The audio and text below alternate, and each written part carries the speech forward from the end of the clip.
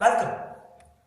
So today we are going to be discussing about chapter 4, Culture and Socialization of Introducing Sociology, class 11th.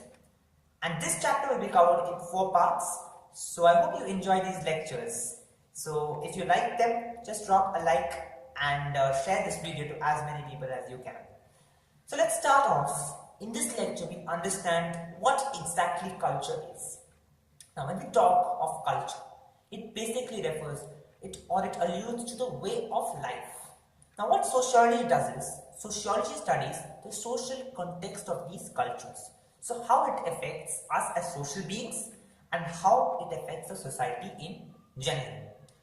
Now, one thing which you must understand about culture is that culture is dynamic, which means it is constantly changing. Now, elements are being added, elements are being deleted, some are being rearranged, expanded, shrunk, ideas are being incorporated. So, all these things are happening constantly. So, culture is never a fixed entity. So, that's something which we all must understand. Now, at the same point of time, culture also defines our roles and responsibilities in our lives. So, for instance, if I want to perform certain tasks in the future, then my own culture will try and dictate terms on me.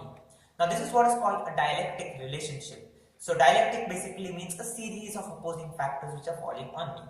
Now, culture is something which helps us in performing these roles and activities. Yes, it might impose certain constraints on us, but it can also provide us with certain opportunities. So, in that manner, culture basically is the way of life. And at the same point of time, it's also determined by socialization, which we'll study in the later course of this chapter. Now, in different settings, in diverse settings, there are different cultures being followed. So, for instance, in hilly areas, there will be a different culture. In plains, in plateaus, in coastal areas, there will be different cultures because the climatic conditions are different. The kind of people living there are different. The caste or religion of people are different. So, it differs from place to place, and that also differs. The culture also differs accordingly. So, in that manner, as the example is given in the book, when the 2004 tsunami struck Andaman and Nicobar Islands, then the tribals were very efficient and they knew exactly what was going to happen, and they immediately went to higher ground.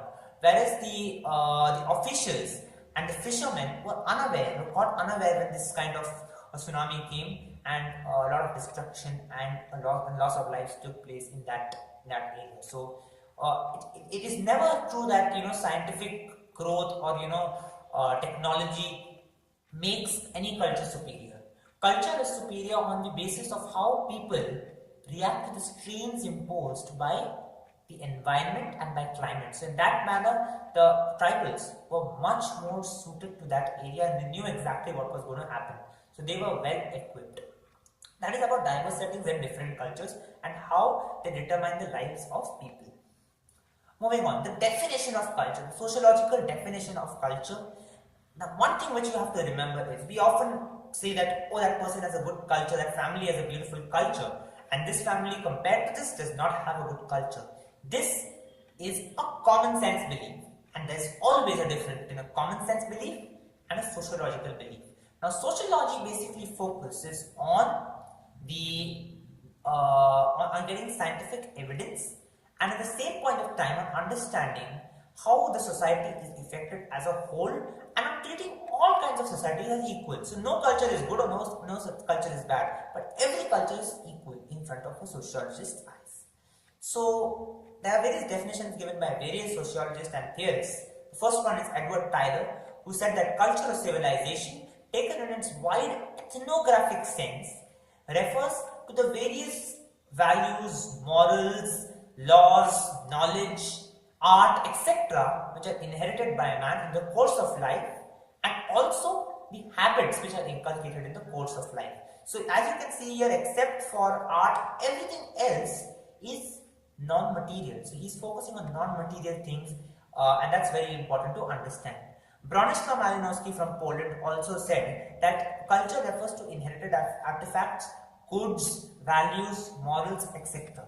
So you can see here he's focusing more on material aspects. Another person, Clifford Gertz, he said that human actions are like a page in a book and they carry a message. Every page carries a message along with it. He also said that we are all, like in webs of significance, and these webs are created by all of us and by our cultures, by the cultures being followed by us. So he suggested an interpretive method to understand the cultures.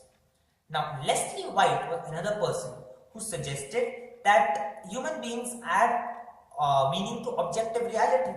For instance, regarding water from a certain source as holy, or regarding a certain food to be auspicious. These are all very, very relative, and they add meaning to objective reality. That is what Leslie White said.